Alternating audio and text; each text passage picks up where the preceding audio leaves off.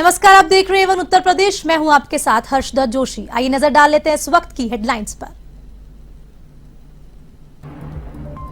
योगी cabinet ने 13 प्रस्तावों को किया मंजूर। इंटरनेशनल मेडल विजेता खिलाड़ी बनेंगे सीधे अफसर। तो सुप्रीम कोर्ट के वकील अजय मिश्रा को बनाया महाधिवक्ता।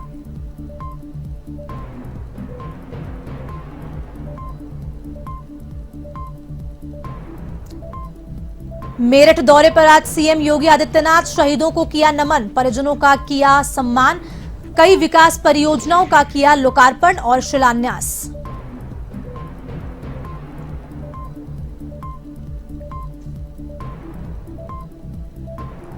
यूपी में निवेश बढ़ाने के लिए ग्राउंड सेरेमनी की तैयारी शुरू। अडानी समूह, माइक्रोसॉफ्ट, रिलायंस सहित कई बड़ी कंपनियां लेंगी हिस्सा। सीएम योगी आदित्यनाथ ने अधिकारियों को दिए निर्देश।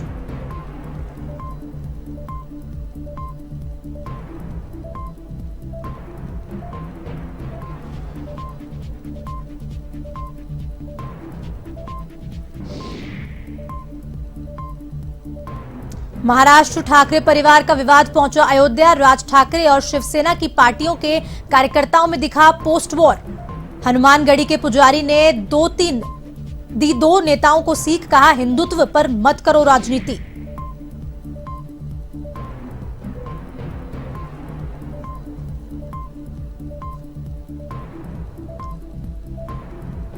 सपा नेता आजम खान की जमानत याचिका मंजूर।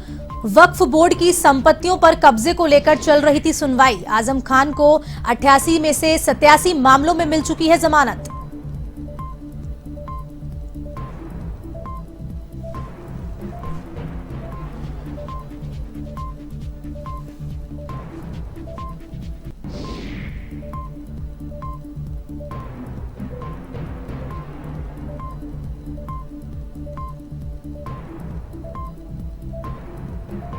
अब खबरें विस्तार से। यूपी सरकार की आज कैबिनेट बैठक हुई। सीएम योगी आदित्यनाथ की अध्यक्षता में हुई बैठक में कई प्रस्ताव पर मोहर लगी है। आपको बता दें कि 1 दर्जन से ज्यादा प्रस्ताव कैबिनेट पास हुए हैं। कैबिनेट बैठक में दोनों डिप्टी सीएम केशव प्रसाद मौर्य, ब्रजेश पाठक और अन्य कैबिनेट मंत्री मौजूद रहे।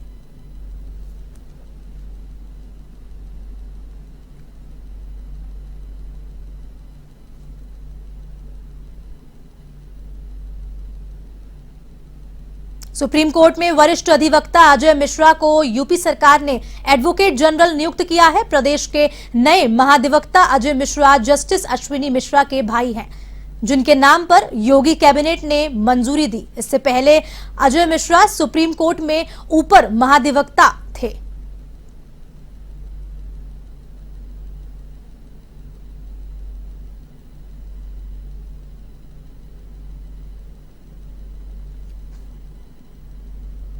उत्तर प्रदेश में निवेशकों को निवेश के लिए आकर्षित करने के लिए तीसरे ग्राउंड सेरेमनी की तैयारी शुरू हो गई है। आपको बता दें कि ये बताया जा रहा है कि लखनऊ में 3 जून को इसका आयोजन होगा, जिसमें प्रधानमंत्री नरेंद्र मोदी भी शामिल हो सकते हैं।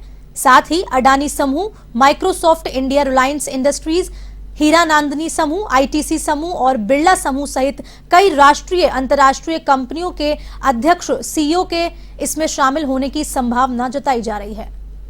मुख्यमंत्री योगी आदित्यनाथ ने प्रदेश के आला अधिकारियों के साथ बैठक कर कार्यक्रम की रूपरेखा बनाने के निर्देश दिए। सीएम योगी आदित्यनाथ ने कहा कि पिछले 5 साल में प्रदेश में काफी निवेश हुआ है और प्रदेश औद्योगिक निवेश के मामले में राष्ट्रीय पटल पर उभर कर सामने आया है।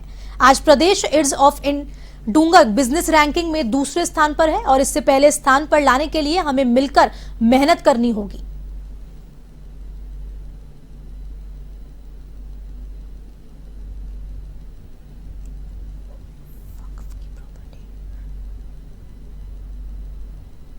वक्फ की प्रॉपर्टी कब्जाने के मामले में सपा नेता आजम खान की जमानत याचिका मंजूर कर ली गई है।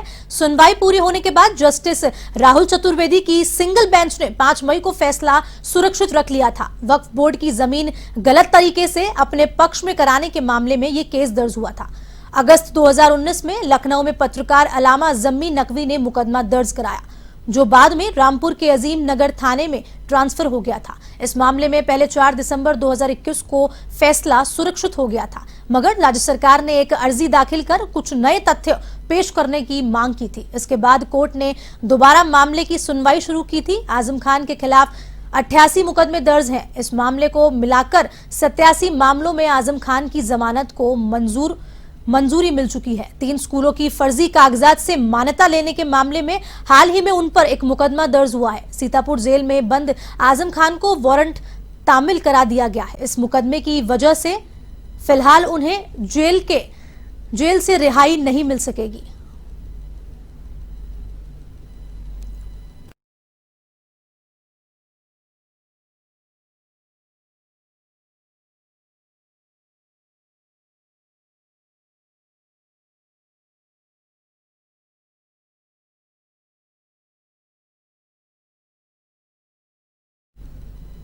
हरदोई में 2 सपा नेताओं पर दर्ज हुए मुकदमों को लेकर समाजवादी पार्टी के जिला अध्यक्ष जितेंद्र वर्मा के नेतृत्व में सपा का एक प्रतिनिधि मंडल एसपी राजेश त्रिवेदी से मिला और बताया कि मुकदमे राजनीतिक द्वेष और बदले की भावना से दर्ज किए गए हैं और कहा कि जांच कराकर निष्पक्ष कार्रवाई की जाए।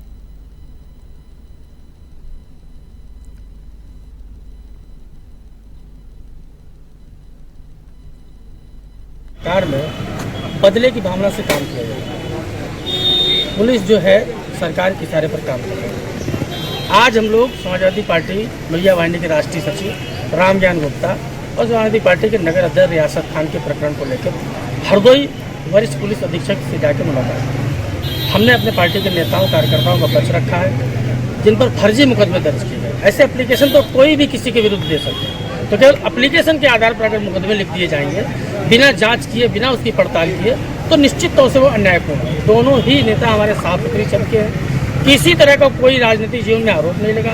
केवल राजनीति में बदले की भावना से अगर कार्य किया जाएगा तो निश्चित तौर पर समाजवादी पार्टी फिर उसको बड़े रूप में संज्ञान लेगी और फिर मजबूरी है मेरा आंदोलन का रास्ता अपनाना पड़ेगा। यूपी के एटा में विकास दुबे के बिकरू गांव जैसा कांड होते होते बच गया। पोक्सो एक्ट के आरोपी को पकड़ने गई पुलिस टीम पर ग्रामीणों ने मिलकर हमला बोल दिया। पुलिस को खेतों में दौड़ा-दौड़ाकर पीटा गया। यही नहीं, पुलिस की जीप में आग लगाने का प्रयास भी किया। वहीं पुलिस कर्मियों पर तमंचे से फायरिंग भी की गई। पुलिस के साथ मारपीट में ग्रामीणों ने आरोपी को पुलिस की हिरासत से छुड़ाकर मौके से फरार करा दिया। जैसे तैसे पुलिस अपनी जान बचाकर थाने पर वापस आ गई। घटना का शिकार हुए कई पुलिसकर्मी अब भी घटना को याद कर डर जाते हैं। वहीं ग्रामीणों ने बताया कि लोकल पुलिस पोक्सो एक्ट के आरोपी छोटे लाल को पकड़ने आई थी। जब आरोपी पुलिस के हाथ नहीं लगा तो पुलिस गांव में तांडव मचाते हुए घर का सारा सामान तोड़ दिया और महिलाओं के साथ बदसलूकी की।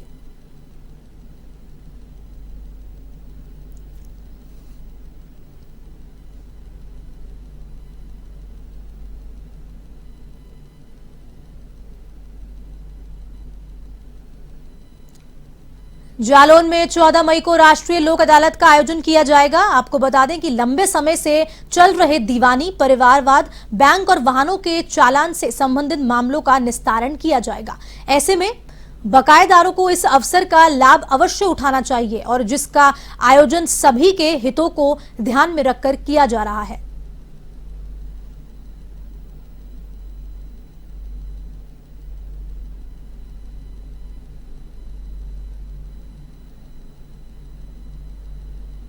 महिला और बच्चों की तस्करी रोकथाम को लेकर महाराजगंज के सोनाली कोतवाली में कार्यशाला का आयोजन किया गया।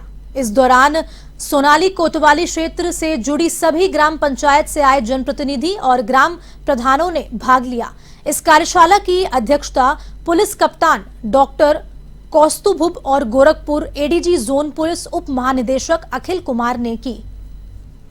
कार्यशाला में मुख्य रूप से भारत नेपाल सीमा पर सुरक्षा व्यवस्था को सुनिश्चित करने और फरियादी पुलिस के बीच मित्रवत व्यवहार होने जैसे मुद्दों पर चर्चा की गई। साथ ही पुलिस उप महानिदेशक अखिल कुमार ने सोनौली कोतवाली में बने जिले के पहले बाल मित्र कक्ष का भी उद्घाटन किया। कार्यशाला के बाद एडीजी ने सोनौली सीमा से लगती बॉर्डर पर तैनात सुरक्षा एजेंसियों के कार्यों का अवलोकन भी किया।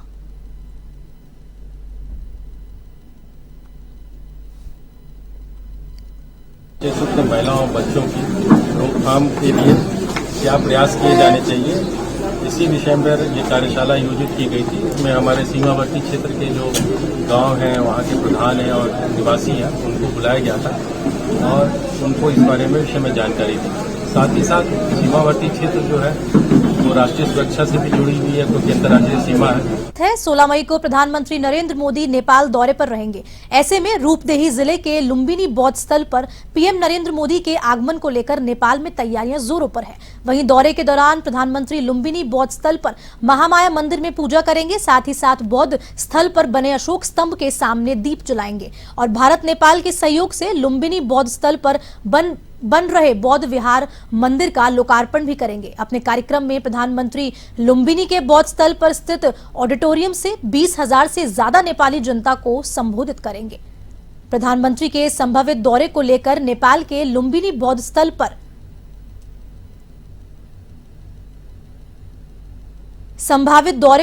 नेपाल के लुम्बिनी बौद्ध स्थल पर मंदिर की रंगाई, पुताई, साफ सफाई और हेलीपैड बनाने का काम शुरू हो गया है। आपको बता दें, प्रधानमंत्री के आगमन को लेकर नेपाल के लोगों में हर्ष और खुशी का माहौल है।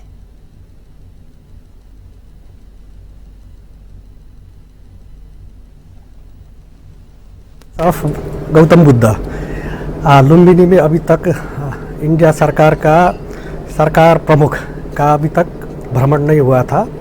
ये 2566 बुद्ध जयंती में अभी तक हमने भी सुना है भारत का प्रधानमंत्री नरेंद्र मोदी बर्थ प्लेस में यहाँ पर आएंगे और 4-5 घंटा यहाँ के लोग, यहाँ का टेम्पल, एक भारत सरकार का भी टेम्पल है, उसको शिलान्यास करने के लिए अभी तक तैयारी हो रहा है। अभी हम सब 5,000 कैपेसिटी वाला कॉन्फ्रेंस हॉल में उपस्थित है। यहाँ पर नरेंद्र मोदी अभी तक का शेड्यूल अनुसार नरेंद्र मोदी विशेष संबोधन करेंगे। नेपाल के लिए 2 गते का दिन ऐतिहासिक दिन बनने वाला है। जी हाँ, आपको बता दें, भारतीय तारीख के 16 मई और नेपाली तारीख के 2 गते को नेपाल के लुम्बिनी जिले के लुम्बिनी बौद्ध मंदिर परिसर में भारतीय प्रधानमंत्री नरेंद्र मोदी का एक संभावित दौरा होने वाला है। आपको बता दें, प्रधानमंत्री बनने के बाद प्रधानमंत्री का नरेंद्र मोदी का नेपाल में ये चौथी बार यात्रा है जो नेपाल में प्रधानमंत्री लुम्बिनी बौद्ध मंदिर में आने वाले हैं। आपको बता दें, इस वक्त हम मौजूद हैं नेपाल के लुम्बिनी जिले के लुम्बिनी बौद्ध मंदिर पे। आपको बता दें, ये बौद्ध मंदिर भगवान बुद्ध का जन्मस्थली है और यहाँ पर छोटे से लेके बड़े लगभग 100 से ज़्यादा मंदिर हैं जो अपने आप में पूरे विश्व में चर्चा का विषय बना रहता। अब आपको बता दें, इसकी सुंदरता और इसकी शोभा 2 गते नेपाल को फिर बढ़ने वाली, जब प्रधानमंत्री नरेंद्र मोदी का यहाँ पर दौरा होने वाला। आपको बता दें, प्रधानमंत्री अपने दौरे से पहले यहाँ पे जो महामाया का मंदिर है, उस मंदिर परिसर में आप देख सकते हैं, उन्होंने भारत के बिहार के गया से एक पीपल का पेड़ भेजा है। ये एक नन्हा सा पौधा भेजा था, लेकिन वो पीपल आज बड़ा हो गया है। आप देख सकते हैं, the sapling of the holy Bodhi there from Bodh Gaya, gifted by human Shri Narendra Modi prime minister of India to Nepal.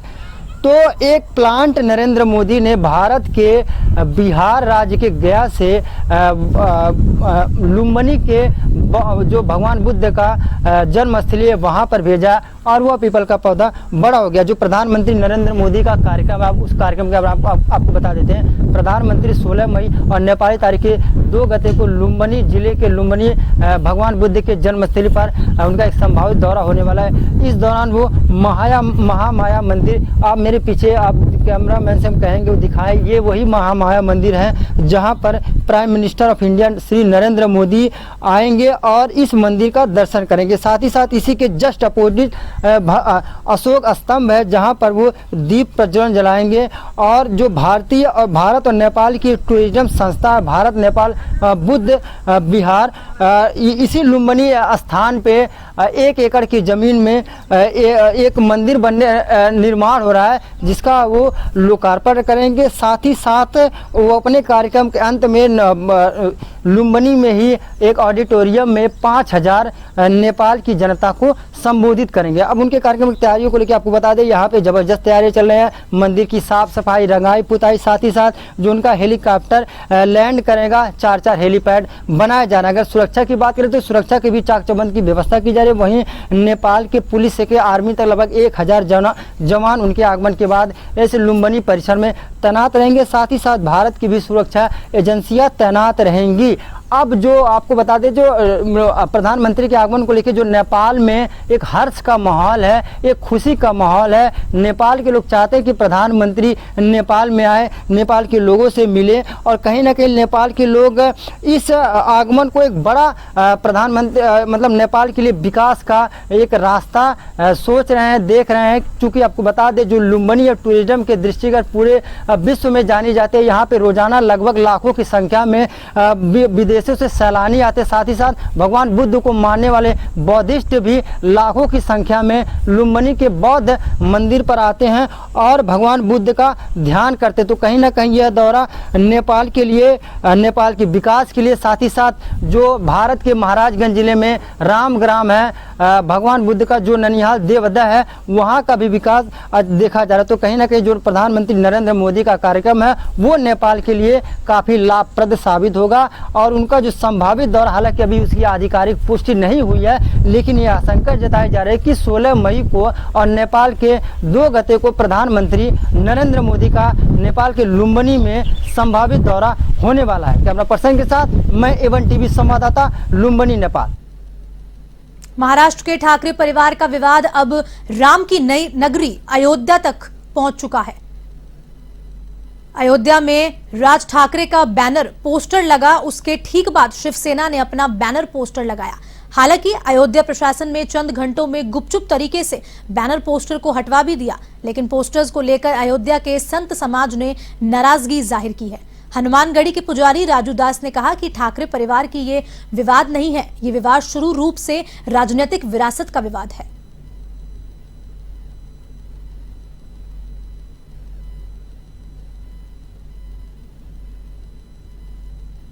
Thackeray परिवार की विवाद नहीं है, ये शुद्ध रूप से राजनीतिक विरासत का विवाद है। एक बताना चाहते हैं कि सबसे बड़े हिंदुत्ववादी हम हैं, दूसरा बताना चाहता कि मैं भी हिंदुत्ववादी हूं। जिस प्रकार से अयोध्या में पोस्टर लगी, एक पोस्टर लगी कि आ रहे भगवाधारी, दूसरा आधे घंटे बाद तुरंत पोस्टर लगती है कि आ रहे असली और नकली से सावधान। क्या बताना चाहते हो?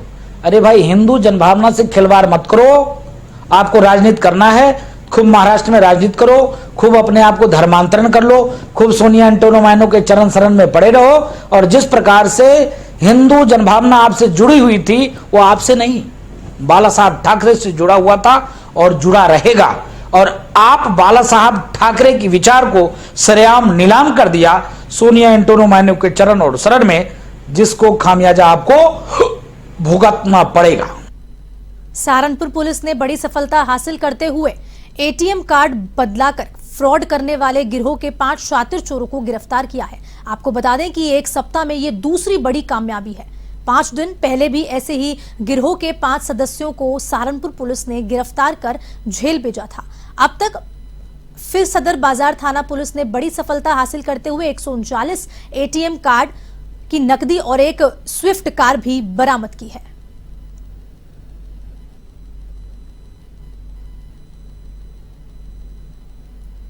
नगर पुलिस की संयुक्त टीम द्वारा एक एटीएम का फ्रॉड से चोरी करके और एटीएम अकाउंटों से पैसे निकालने वाले गैंग का पर्दाफाश किया गया। इनको गिरफ्तार किया गया। कुल 5 अभियुक्त इसमें गिरफ्तार हुए हैं और उनके पास से 139 एटीएम कार्ड्स, 81,100 रुपये नकद और एक स्विफ्ट गाड़ी बरामद हुई है। फिलहाल इस बुलेटिन में इतना ही। आप देश और दुनिया की तमाम खबरों के लिए देखते रहिए A1 टीवी। नमस्कार।